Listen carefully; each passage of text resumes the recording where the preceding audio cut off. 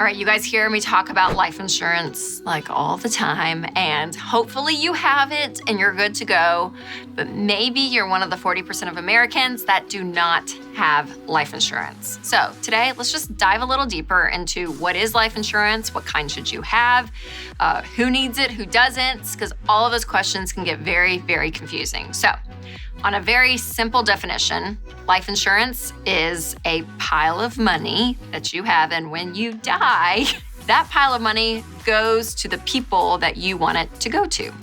So you can put money into this fund, if you will, this policy is what they call it, every month, annually, whenever your term is up to say, okay, yeah, here we go, put this money in. And that's basically life insurance. It's a pile of money for your loved ones, is what it comes down to. But it's a great thing to have. And the reason I talk about it all the time is that we never know, sadly, what's going to happen in life. And if someone needs your income to survive in life and something happens to you, then that puts your family in a really, really tough position. And so one reason I'm so pro life insurance is because it can be very, very inexpensive. A lot of people think just life insurance in general is just really expensive. It's really complicated. It's really scary to get into. No. It's actually extremely simple. But what you need to know is that there are two types of life insurance. There is term life and whole life in the big buckets of the life insurance industry, okay?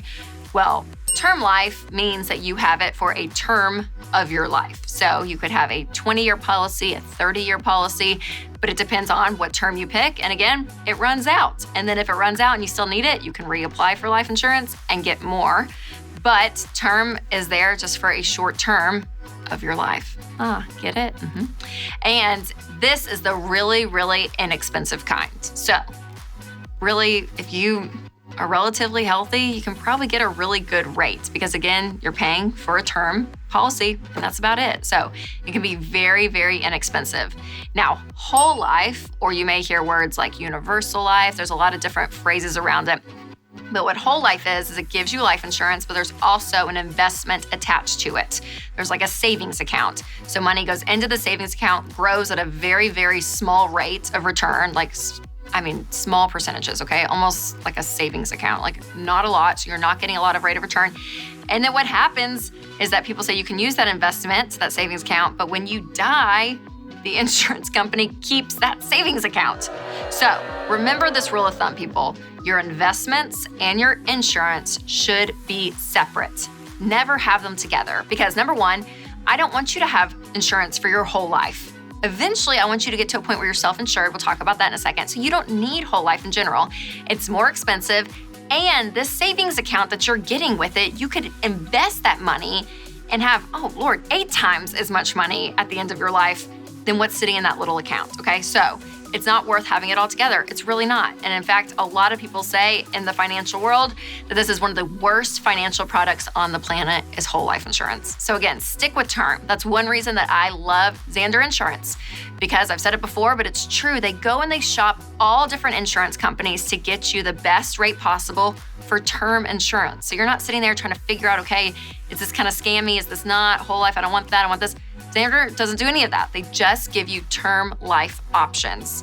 And this is really important because again, you want to take care of your family. Getting life insurance is a way to say that I love you to your spouse. That's really what it is. Or to your family if people are dependent upon your income. So do not go without life insurance. And Winston and I, we use Zander. So easy to set up. You want to get around 10 to 12 times your annual income. All you stay-at-home moms out there, I would get $500,000 to $1 million on you because if something happens to you, Mary Poppins is gonna have to be hired to come down from the sky and help with your family. So make sure that it is all covered. And again, Zander.com makes it so easy, you guys. So make sure to check that out.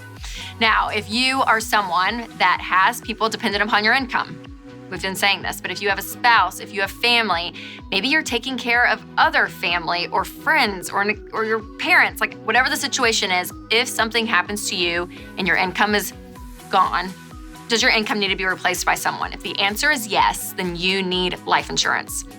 And again, it's really inexpensive. So look into it because it's such a gift. It's such a gift to have that amount of money that you're like, okay, yeah, I'm not spending a ton month to month on it, and it gives your family such security.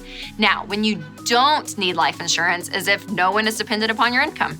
So if you're single, maybe you're a college student, if you're a child, yep, there's policies out there for children.